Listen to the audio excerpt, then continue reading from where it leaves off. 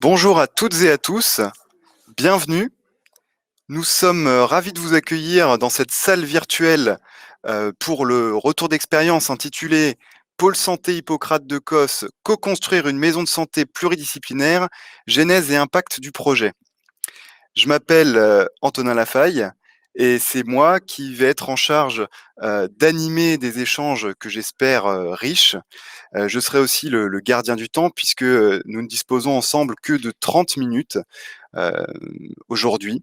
Donc, ce sera composé d'une vingtaine de minutes de présentation et d'une dizaine de minutes d'échange. Alors, les retours d'expérience, c'est le moyen pour vous de vous nourrir des pratiques et des méthodes qui ont déjà été mises en place au plus près du terrain, grâce aux témoignages de celles et ceux qui les ont pilotés. Donc aujourd'hui, on a la chance d'accueillir Sandrine Weber, chef du projet renouvellement urbain au Mets-sur-Seine, et David Bresson, délégué aux actions territoriales de l'Union régionale des professionnels de santé. Alors ils vont vous présenter deux concerts, l'exemple du Mets-sur-Seine. Ce que je vous demanderai, c'est de bien désactiver à chaque fois vos micros voilà, et vos caméras, sinon je le ferai. Sinon, durant leur intervention tout du moins, puisque ensuite ce qu'on fera, c'est que au moment comment dire, des questions-réponses, je vais le faire en direct avec vous. On ira sur le chat. Si vous avez une question à poser, alors soit vous la posez dans le chat, vous pouvez même la poser durant l'intervention. Sinon, vous attendez la fin de l'intervention et soit vous la posez dans le chat, soit vous mettez le petit emoji la main, vous l'envoyez. Moi, je vous donnerai ensuite la parole. Alors, quand vous prenez la parole, bien sûr, il vous faudra réactiver votre caméra et votre micro. Pensez à vous présenter afin que nos intervenants puissent savoir à qui ils ont affaire. Et puis questions courtes, réponses brèves, pour que on puisse prendre un maximum de questions. Voilà. Du coup, je vais laisser la parole à David pour la première partie. Bonjour. Donc en 2014, on a commencé à travailler ensemble avec la ville du Mets-sur-Seine sur ce pôle de santé. La ville s'est préoccupée de garantir l'accès aux soins de ses habitants. Elle a bien fait. Pourquoi? Parce que la démographie médicale en France va continuer à se dégrader pendant encore une bonne vingtaine d'années. La densité d'offres de soins qui est mesurée par l'adresse.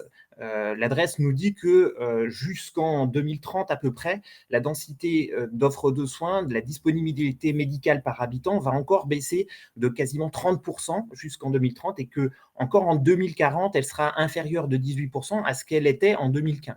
Donc on a 20 années très difficiles devant nous liées à la réduction du nombre de médecins, mais aussi à la réduction du temps de travail des médecins. Les médecins d'aujourd'hui travaillent moins longtemps par semaine que ce que travaillaient leurs prédécesseurs.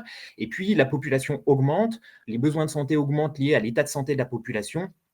Et donc, on va connaître encore 20 années particulièrement difficiles. Autre élément qui bouge beaucoup, et c'est la slide suivante, c'est les modalités d'installation des médecins. Aujourd'hui, les médecins ne s'installent plus comme s'installaient leurs prédécesseurs il y a encore 10 ou 20 ans.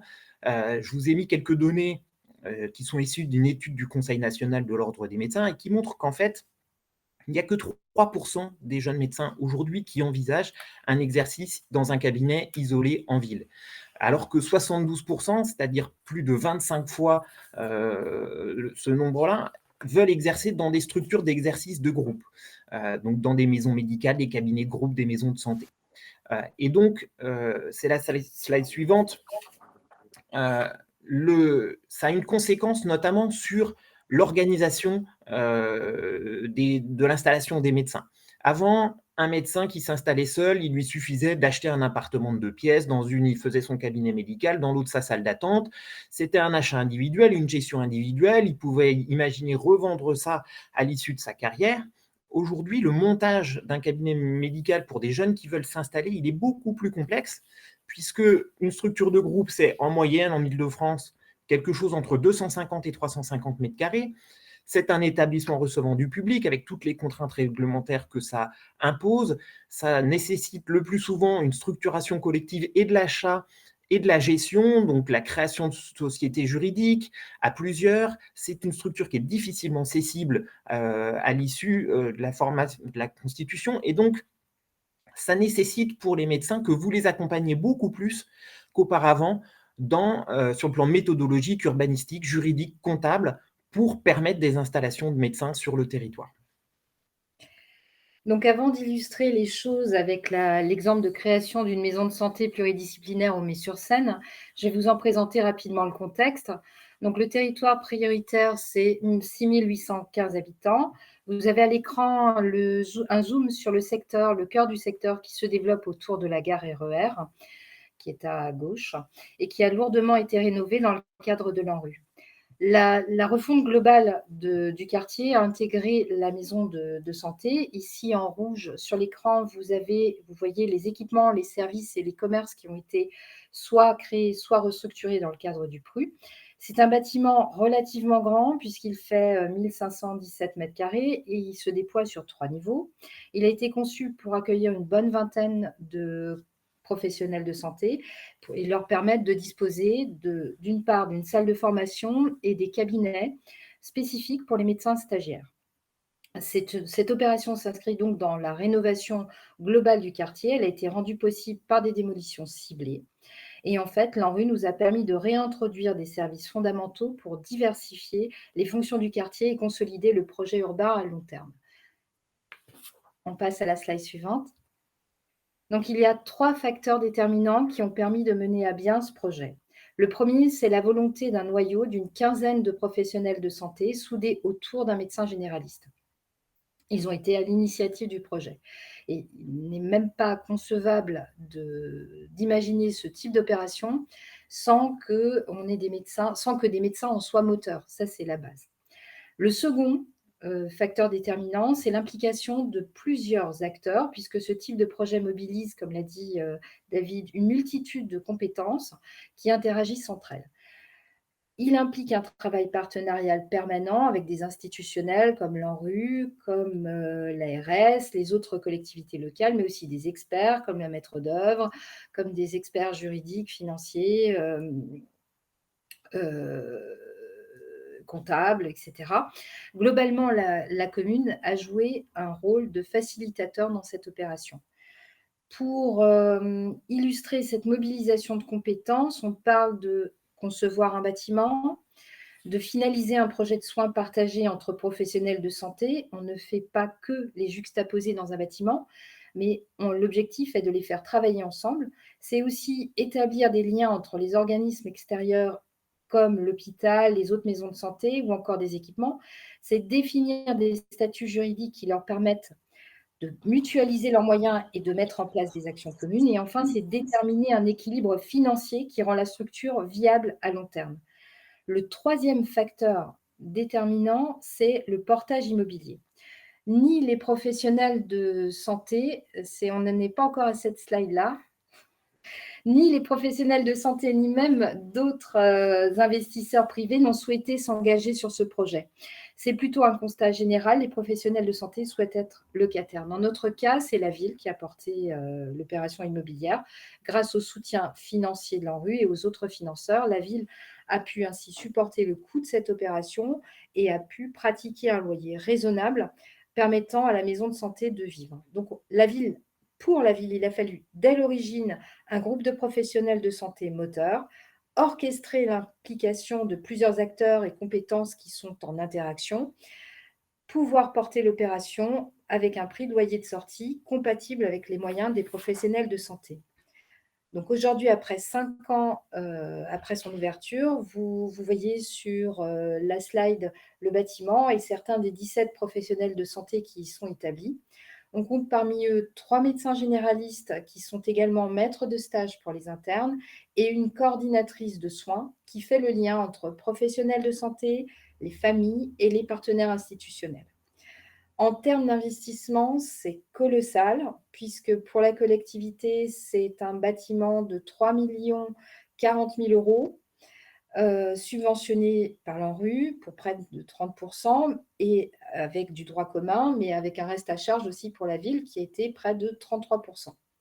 Pour les professionnels de santé, c'est un investissement aussi, puisque cela représente une dépense d'un peu plus de 170 000 euros, pour des frais d'ingénierie, des frais des équipements communs, comme le mobilier, la salle d'attente ou des logiciels partagés. Ils ont été financés globalement à 95% entre le conseil général et la commune. Cette fois-ci, Antonin, on peut passer à la slide suivante. Les 2 principaux objectifs poursuivis par la ville en créant la maison de santé ont été atteints. D'abord, en garantissant aux habitants une offre de soins de premier recours. Les 2 médecins sur les 3 praticiens qui étaient encore présents sur le quartier à l'époque de la construction de la maison de santé partaient en retraite à horizon 2020. Donc un accès de soins qui a été facilité avec des médecins qui restent accessibles en ne pratiquant pas de dépassement d'honoraires, c'était important aussi, ce qui permet d'accueillir une patientèle relativement modeste. Donc, pour illustrer ces propos, la maison de santé dénombre à peu près 20% de patients bénéficiant de ce qu'on appelle la complémentaire santé solidaire. C'est ce qui a remplacé la CMU. Ensuite, le deuxième objectif atteint est l'amélioration de l'attractivité du quartier. En faisant venir des habitants d'autres quartiers au cœur du quartier de la zone en QPV, donc ça en chiffres, c'est sur les 4 858 patients de référence, c'est-à-dire ceux qui ont désigné leur médecin traitant dans la structure, on compte 29% qui résident en QPV, 43% hors QPV et 28% sur l'agglomération. À titre d'anecdote, on a même des patients qui sont hors agglomération, voire hors département. Voilà. Ce ne sont pas les seules plus-values apportées par la maison de santé. Ce que nous n'avions pas vraiment pu mesurer, c'est l'impact de cet équipement en termes d'utilité sociale et de santé publique.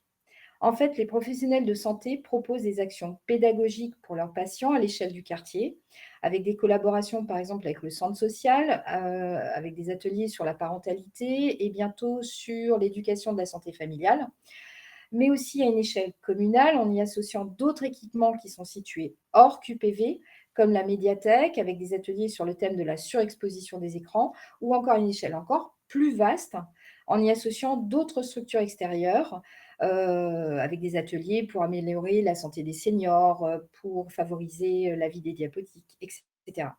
Donc, grâce à la facilité d'accès à des soins de proximité, grâce aussi au brassage d'habitants vers et hors du quartier, grâce enfin aux actions pédagogiques de prévention et d'amélioration de la santé, cette maison est une réelle locomotive aujourd'hui pour le quartier.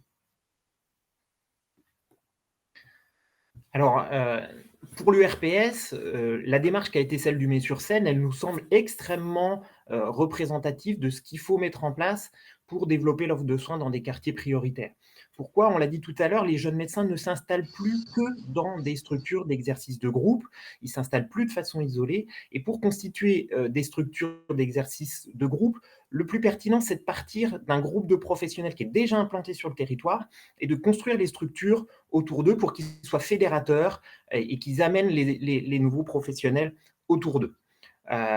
Et donc, il faut partir de ce noyau de professionnels local et puis concevoir vos structures en fonction des besoins que ces professionnels définissent, qu'il s'agisse de la taille de la structure, du type de portage immobilier, est-ce qu'ils souhaitent être propriétaires, est-ce qu'ils préfèrent être locataires, la définition d'un niveau de loyer qui soit acceptable pour eux, c'est ça la bonne démarche, partir des attentes des professionnels, des besoins des professionnels et concevoir vos structures à partir de ces attentes-là.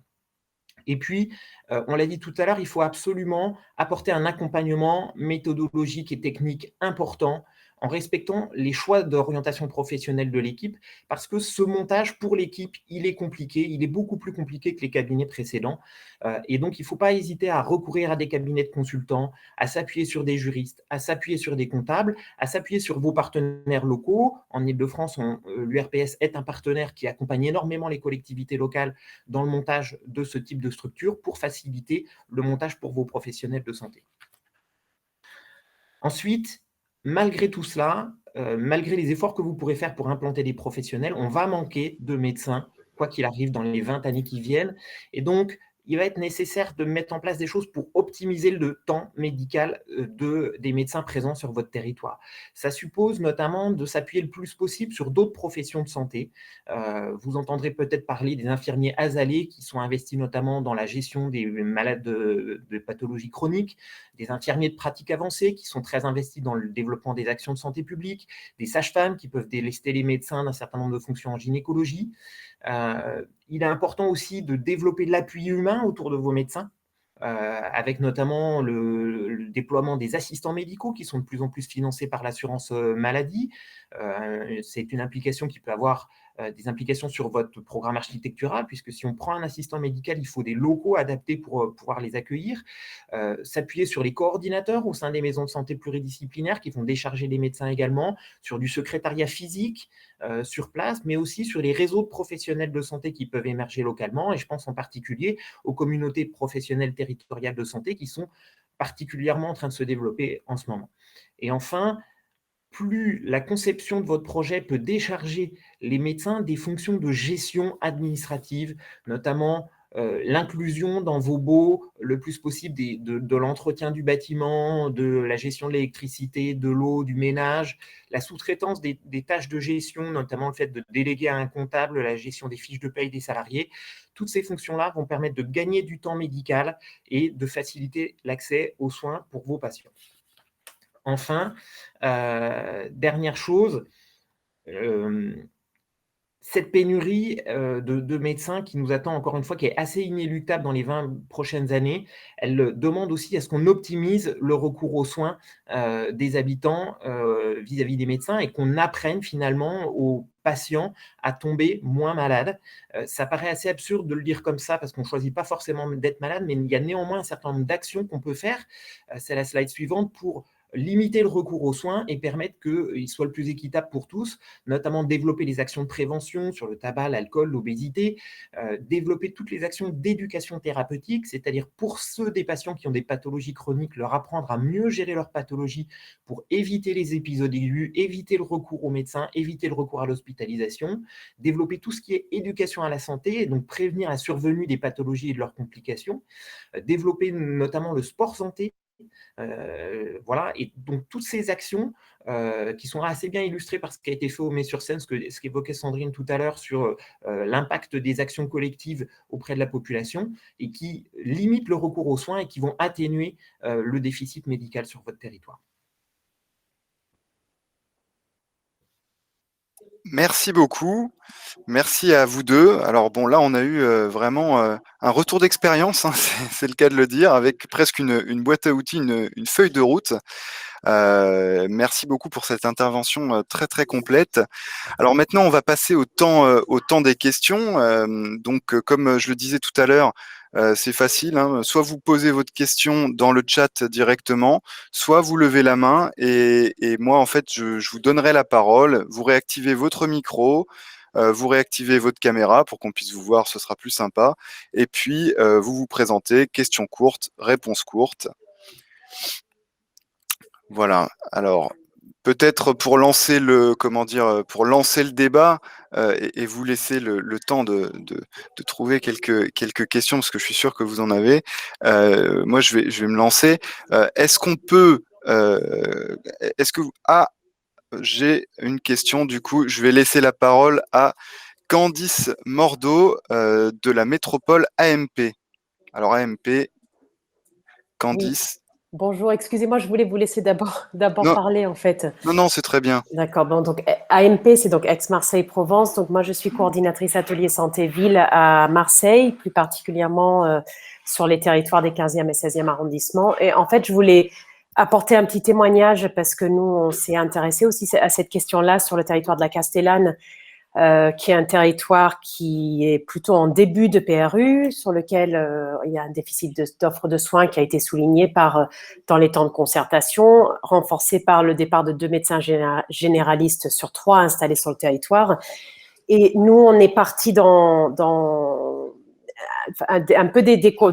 partage beaucoup des constats que vous apportez, sauf qu'on n'avait aucun professionnel de santé, puisque le seul médecin installé n'était pas forcément partante. Et donc, c'est là où je trouvais que le témoignage était intéressant. C'est que nous, on s'est dit, mais comment faire pour déjà trouver ce noyau de départ? Alors, le processus est en cours, hein, je ne vais pas raconter quelque chose encore de miraculeux, mais en tout cas, ce qu'on a pu, donc en cherchant à définir l'ensemble des déterminants qui facilitent effectivement le développement de structures d'exercice coordonnées sur ce type de territoire qui, comme je le disais au départ, n'est pas attractif. On s'est rendu compte d'un certain nombre, je ne vais pas redire ce que vous avez dit, mais en tout cas, ce qu'on a en plus, c'est pas en plus, mais moi, je voulais insister sur l'importance du travail de co-construction avec l'ensemble des acteurs, effectivement. C'est-à-dire que nous, ce qu'on voit qui est facteur dans la mobilisation de professionnels de santé, c'est le fait qu'on leur dit, effectivement, il y a des locaux à disposition, il y a un certain nombre, il y a des institutions qui nous soutiennent, l'ARS, la région, etc. Mais, j'essaie d'aller un peu vite, mais en plus, on leur propose effectivement cet accompagnement et cette co-construction. Et en fait, je crois que ce fait d'arriver dans un équipe projet dans lequel il y a justement à la fois les acteurs du développement urbain, les acteurs plus sociaux comme les équipements sociaux et les structures, les acteurs sociaux sur le territoire et aussi les habitants, finalement, on voit que les professionnels de santé qui commencent à nous dire ça nous intéresse, on a envie de construire avec vous, c'est quelque chose qui vient renforcer en fait tout ce que vous venez d'apporter effectivement sur l'importance de l'accompagnement, de l'exercice coordonné, de se pencher sur les modèles économiques, juridiques, etc. Voilà, donc je m'en tiens là, mais c'était juste pour dire ça, pour vous remercier pour votre intervention aussi, vous demander comment on pourra par la suite la rediffuser. Alors, les interventions, elles seront toutes disponibles après sur le site des GRU 2021 en replay. Alors, merci beaucoup pour cette intervention. C'était un retour d'expérience dans le retour d'expérience. Voilà, s'il y a d'autres personnes aussi qui ont des retours d'expérience à partager, n'hésitez pas. Sinon, je vais poser ma petite question. En 2 mots, Antonin, pour répondre à l'intervention. Oui. Quand on n'a pas de médecin volontaire, parfois, un bon groupe de paramédicaux motivés peut parfois suffire à créer un noyau qui permet d'attirer des médecins. En tout cas, c'est toujours mieux d'avoir un groupe de noyaux, même imparfait, un groupe de professionnels locaux, même imparfait, que de partir d'une structure vide, parce qu'une structure vide, c'est toujours beaucoup plus compliqué à remplir.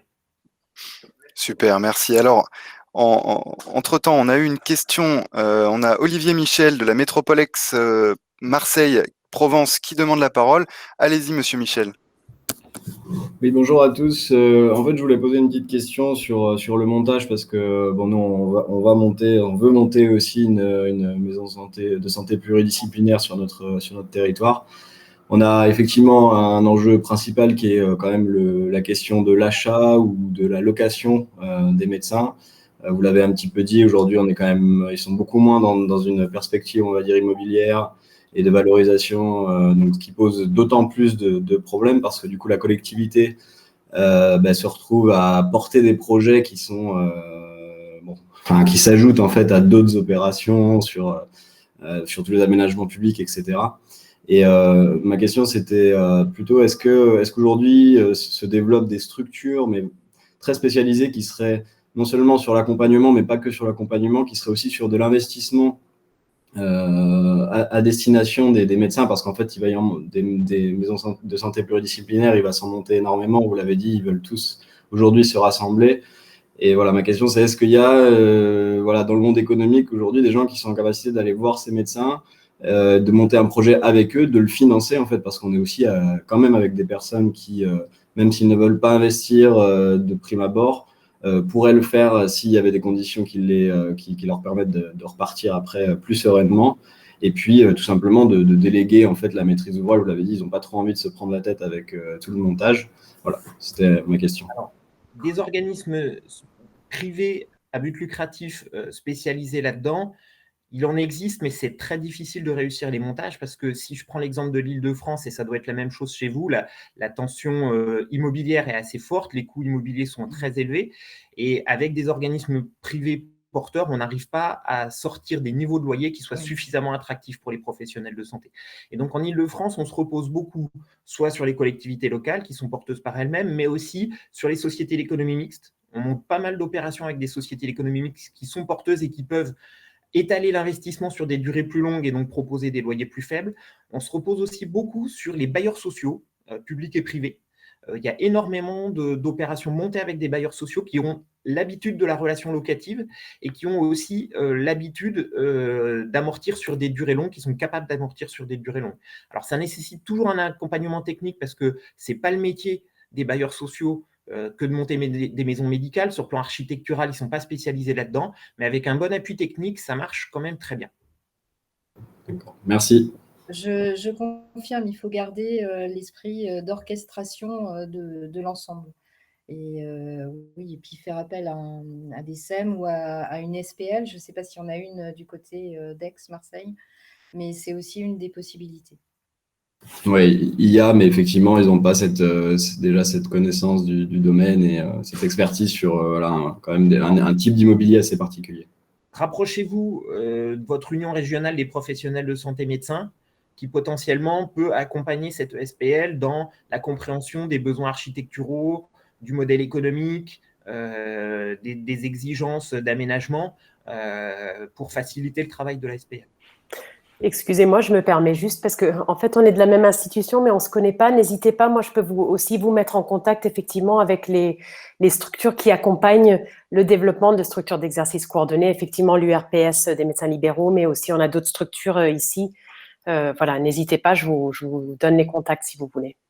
Et c'est parfait, vous pourrez même vous retrouver. On a un espace sur le site des GRU qui s'appelle le café. Vous pouvez même vous y donner rendez-vous. Alors, c'est pas comme un vrai café, mais c'est quand même un espace virtuel qui peut vous permettre d'échanger et de poursuivre les échanges en toute convivialité. Merci.